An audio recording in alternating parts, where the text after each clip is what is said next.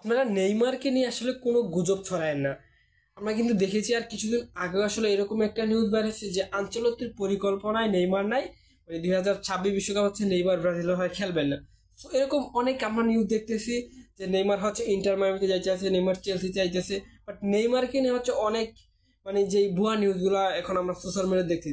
So আপনারা আসলে এই ধরনের ফ্যাক্ট নিউজগুলো থেকে আসলে বিরত থাকবেন।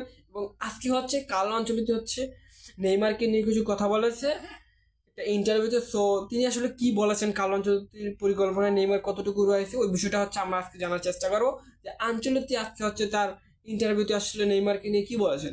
দেখেন, আজকে হচ্ছে ইন্টারভিউতে আনচেলত্তিকে প্রথমেই প্রশ্ন করা হয় যে আপনি আসলে ব্রাজিল দলে আসার পর কোন প্লেয়ারটাকে নিয়ে আপনাকে সবচেয়ে বেশি প্রশ্ন করা হয়েছে।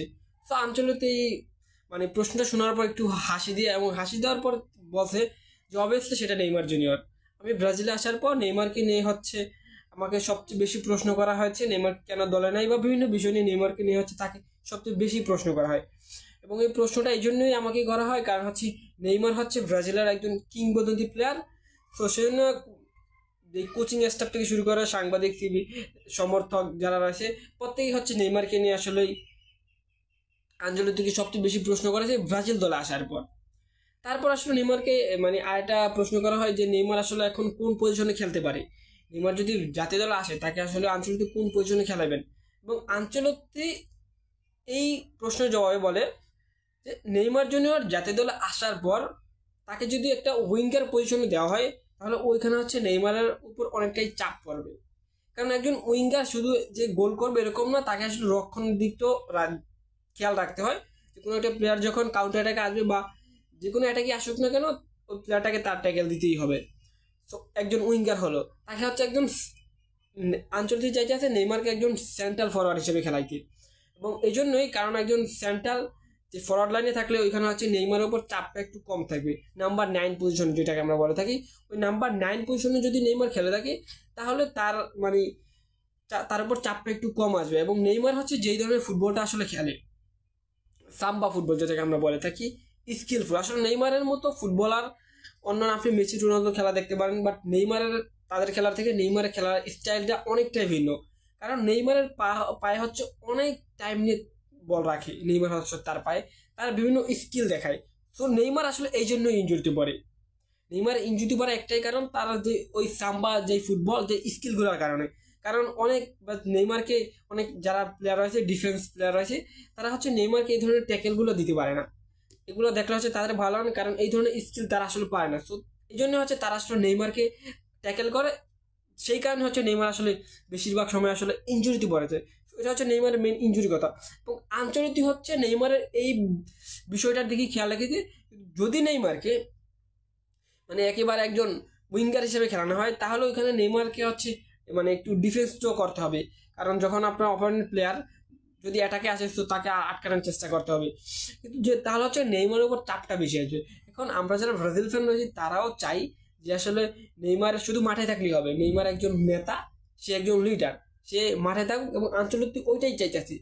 আমরা যে নিউজগুলো দেখতেছি যে নেইমার আনচেলত্তির পরিকল্পনায় নাই, বিশ্বকাপে নেইমার খেলবে না, ওরকম কিছুই না। আনচেলত্তির পরিকল্পনায় নেইমার খুবই ভালোভাবেই আছে। তো আমরা যেগুলো শুনতে পাই যেগুলো হচ্ছে ফেক নিউজ। এবং আনচেলত্তি কিন্তু এই বিষয়টা আজকে ক্লিয়ার করে দিয়েছি যে আমরা নেইমারকে নাম্বার 9-এর রুলে খেলাইতে চাই, কারণ ওইখানে নেইমারের উপর চাপটা খুবই কম থাকবে এবং নেইমার গোল দেওয়ার জন্য সবচেয়ে বেশি প্রস্তুত থাকবে। এবং নেইমার হচ্ছে ওইখান থেকে গোল করতে পারে এবং তার উপর ডিফেন্সিভ চাপটা হচ্ছে তার উপর অতটাও থাকবে না। তো আনচেলত্তি ওই ওই রুলই হচ্ছে নেইমারকে খেলাইতে চাইতেছে। তো সেই জন্য আনচেলত্তির এই বক্তব্যে বোঝা যায় যে মানে নেইমার হচ্ছে তার পরিকল্পনায় খুবই ভালোভাবেই রয়েছে।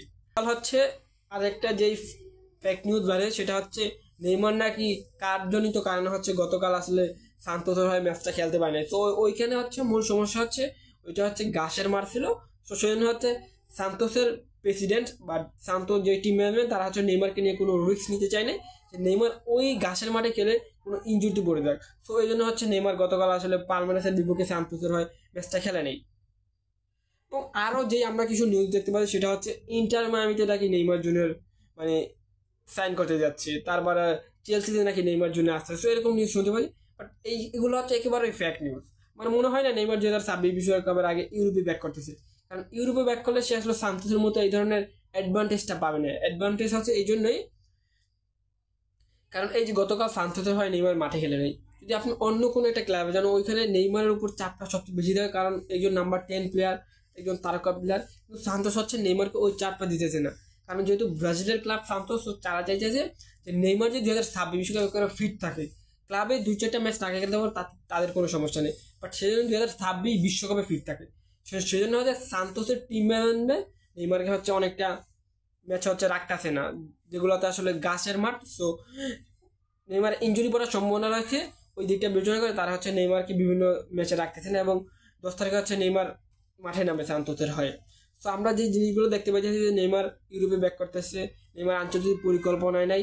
সো এগুলো হচ্ছে জাস্ট ফেক নিউজ, এই ধরনের ফেক নিউজে কান দিবেন না।